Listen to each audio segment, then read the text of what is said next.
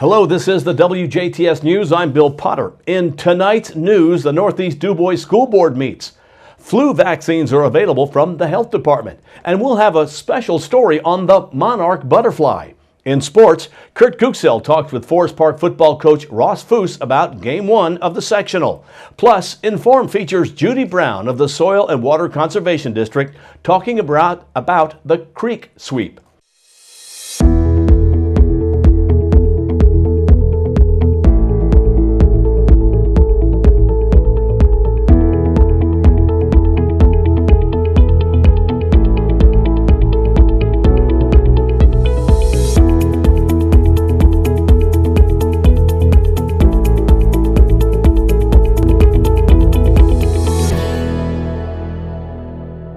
One of the major issues brought to light during last night's gathering of the Northeast DuBois School Board was textbook fees. DuBois and Celestine Elementary Principal Brenda Ferguson submitted consumable curricular material for the board's approval. Northeast DuBois School Superintendent Bill Hoaxang says what this means is that certain books used at the elementary schools can be reimbursed after use, but not unless the board approves it as a textbook. In the elementary, especially in the science curriculum, they may get like a supplemental scholastic book or a National Geographic book that has some questions, answers that kids go through. That's the kind of stuff that that we can. It's paperback, so it can only really be used one year, but it's an expense and it's reimbursable. So if we get reimbursed from the state for free and reduced textbooks, we can include that. Okay. But we can't if the board doesn't approve it as a textbook. The matter was discussed and approved by the board. In other business, another issue brought up and discussed was preschoolers. Starting the first of the year, a new law will take place that will not allow preschoolers to ride school buses to school unless the bus has proper safety equipment and safety belts. As of right now, only one school bus owned by the corporation is new enough to be updated with new seats equipped with the proper safety requirements. A total of 4 seats were ordered and will be added to the bus to meet those requirements so that a number of preschool students can still ride the bus to school. Hoaxang requested that another bus, a minibus, be purchased along with the hiring of a driver so other students will be able to be picked up for school. This way, all 40 preschoolers can ride a bus to school, buckled in and safe. This was also approved by the board. Other recommendations approved by the board include the submitting of a proposal for the 2017-18 teacher contract, which will give teachers their first raise in 5 years. Along with that were the approvals of a German-American bank check card that will give the school a 2% incentive every time the card is used. Also, Marvin Betts has compiled a list of surplus items for a silent auction to raise money instead of disposing the items. Finally, last night, a presentation was given by Andy Chen, who has created a new 8-page school improvement plan that can be found on the school's website, highlighting the corporation's vision, values, and strategic priorities and strategic plans. A Jasper man was placed under arrest after he allegedly attacked another man at his residence Monday night. Jasper police say just after 8 p.m. Monday, officers were called to a home located along the 400 block of Riverside Drive, where police say 49-year-old Tim Lagenauer of Jasper allegedly invited a man to his apartment and then attacked and punched him. Police say the victim had a swollen left eye. Lagenauer was taken to and booked into the DuBois County Security Center on a level 6 felony count of battery. The DuBois County Health Department says their adult and pediatric seasonal flu vaccine is available daily from 8 until 11 a.m. and from 1 to 3 p.m. On November 1st, however, the hours will be extended for flu vaccines from 8 until 11 a.m. and 1 to 5:30 p.m. Also available again this year will be high-dose influenza vaccine for those over the age of 65. Human immune defenses become weaker with age, which places older people at greater risk of severe illness from influenza. The health department is partnering with VaxCare, which will submit claims to certain private insurance companies, and Medicare Part B. All Medicare and insurance cards must be presented at the time of the service. Most insurance plans and Medicare Part B cover flu as preventive health. By far, the single best way to prevent the flu is for individuals to get a vaccine each fall. Everyone 6 months old and older should get a flu vaccine. No prescription is required and no appointment is necessary. The pneumonia vaccine is also available. Flu vaccines cause antibodies to develop in the body about 2 weeks after vaccination. These antibodies provide protection against infection with the viruses that are in the vaccine. The seasonal flu vaccine protects against 4 influenza viruses that research indicates will be the most common during the upcoming season. While everyone should get a flu vaccine each flu season, it's especially important that people who get vaccinated, either because they are at high risk of having serious flu-related complications, or because they live with or care for people at high risk for developing flu-related complications. Everyone can help protect themselves from the flu by practicing good health habits as well, such as getting plenty of rest, eating right, washing your hands, sneezing or cough into your shirt sleeve or a tissue.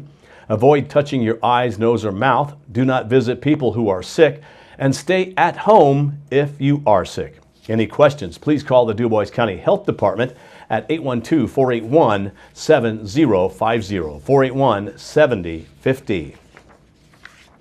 Springs Valley Bank and Trust Company recently promoted Craig Boozy to Senior Executive Vice President and Chief Lending Officer. Boozy joined Springs Valley in 2002 and has held several positions during his time at the bank, most recently as Senior Executive Vice President and Chief Operations Manager. In addition to his responsibilities as CLO, he will continue oversight of many of the daily operations of the bank as Chief Operating Officer. Boozy holds a Bachelor of Science degree in Computer Science and a Master's in Information Technology from Capella University. He is a 2012 graduate from the Graduate School of Banking in Madison, Wisconsin, and has completed the Du Bois County Leadership Academy in 2011, and was awarded the Independent Community Bankers Rising Star Award in 2009. He is the president-elect of the Rotary Club of Jasper, board member of the Indiana Bankers Future Leadership Development, and member of the Northwood Good Samaritan Advisory Board. Boozy resides in Spencer County with his wife, Erica, and their 2 children. Last month, Hoosier Uplands Economic Development Corporation received notice of funding for a new apartment project called Eagle Place Apartments.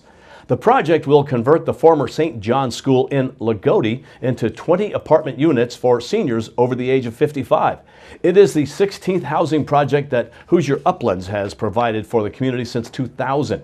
Funding for the project comes from the U.S. Department of Housing and Urban Development Investment Partnerships Program, the Federal Home Loan Bank of Indianapolis, and local funds. Construction begins this month with expected completion in August 2018.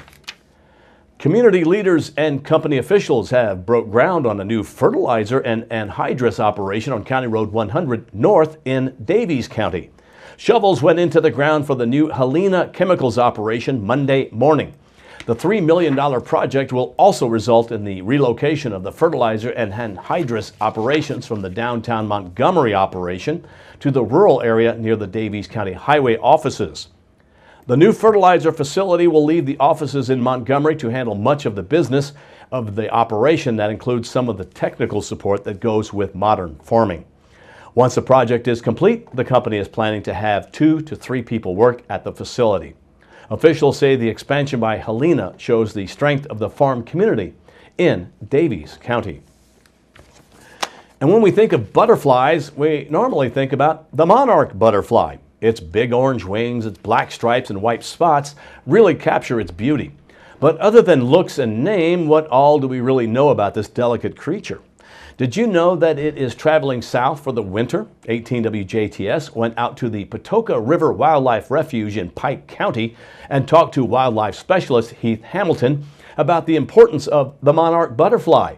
Monarch butterflies can be found all over the Midwest and are considered iconic in the butterfly species. They can live up to 9 months, but for that to happen, the butterfly must be born. Milkweed is the only plant a monarch will lay its eggs on. From then on, the life cycle begins. Caterpillars hatch out of the eggs and eat off the milkweed plant, which will build a toxin inside the insect. The caterpillar eventually becomes a monarch butterfly and has the toxin in its body, which takes it off the menu of different animals like birds. Monarch butterflies actually migrate from the months of August, September, and October. They will migrate from the Midwest all the way to Mexico. How could an insect like butterfly make it all the way to Mexico, you may ask? Wildlife specialist Heath Hamilton explains how the butterflies make the trip using thermals. The monarch is is a fascinating creature. It has something that a lot of people might not know about it, is that it migrates. The monarchs that we see here in Indiana will eventually migrate all the way to Mexico and spend the winter down there. And so the way that their migration works is in August and September and October, the monarchs that we see around us, they get the urge to migrate, and they use the thermals, the wind thermals, and they use those to fly south. They ride the thermal up way up in the sky, and the thermal helps push them south. And by doing that, they might be able to go 50 to 100 miles a day. So it might take them to get to Mexico where they spend the winter. It might take them, a couple weeks. It might take them 3, 4, 5 weeks to get down there doing that. But they're able to not expend as much energy by riding those thermals. Like fueling a car on a long trip, butterflies will rest and refuel on nectar-secreting plants along their trip. A monarch butterfly may be able to travel up to 3,000 miles in their lifetime, which is remarkable for an animal the weight of a paperclip. Now, when making the trek back north, some butterflies may lay eggs to start a new cycle. In the spring, now that would be like in February, they have the urge to move. And they leave their wintering grounds and they start flying north. They would get to Texas first and some of the southern states. Those butterflies will lay their eggs there on the milkweed, and then they'll die. The monarchs will die after they lay their eggs there. And then that generation that's laid their eggs, those eggs will become caterpillars, and they will start moving further north. The monarchs that you see that are moving their way north might only live 2 to 6 weeks. That's their life cycle, is completed in 2 to 6 weeks. Whereas the monarchs that are leaving to fly south in the winter time, or in the fall for us, their life cycle might be 8 to 9 months long. So it's really remarkable that there's this generational thing that happens as they migrate north to get here and into even further north here. You might find them all the way up into Canada. What some may not know is that the monarch butterflies are actually depleting. At peak population, the monarch butterfly was at 1 billion in population. Now they're down to about 146 million average, which is quite a far down from the average, down 80% from its peak. The monarch butterfly needs milkweed to grow and lay eggs on, as well as prairie habitat, which will give the butterflies nectar. So what can you do to help bring the monarch butterfly population back up? You can plant native milkweed and leave it out for the butterflies to lay its eggs and grow, as well as give different organizations that help the butterfly. As the community and as the public has learned more about the monarch butterfly and the decline in the population, people have been asking what can they do to help the monarch? And there's a variety of things that people can do, even in their own backyard. And they don't have to have a big space like as big as the National Wildlife Refuge to do big things for the monarch. One of the main things you can do is plant native milkweed, and you could plant it in a pot on your patio back home. Just a few plants will attract the monarch, and it'll provide a place for it to lay its eggs and for the caterpillar to grow and turn into a monarch there just in your own backyard.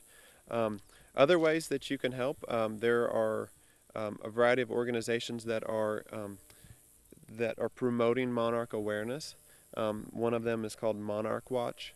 They're doing a variety of conservation activities for the monarch. One of them is they are actually tagging monarch butterflies, which they will capture monarchs with a net, and they will put a tiny, tiny little sticker on the wing of that monarch, and it'll have a special number on it. And it's a way for them to track the monarchs to see where they're going. If that monarch is captured again, say in Texas, so many days later, they can tell where the monarch has been, and where it's spending its time as it's migrating to and from Mexico. The Patoka River Wildlife Refuge will make it their mission to help and preserve the monarch butterfly population and the wildlife around them. The Patoka River Wildlife Refuge is located at 510.5 West Morton Street in Oakland City. You can contact them at 812-749-3199, 812-749-3199, or at Patoka River at fws.gov.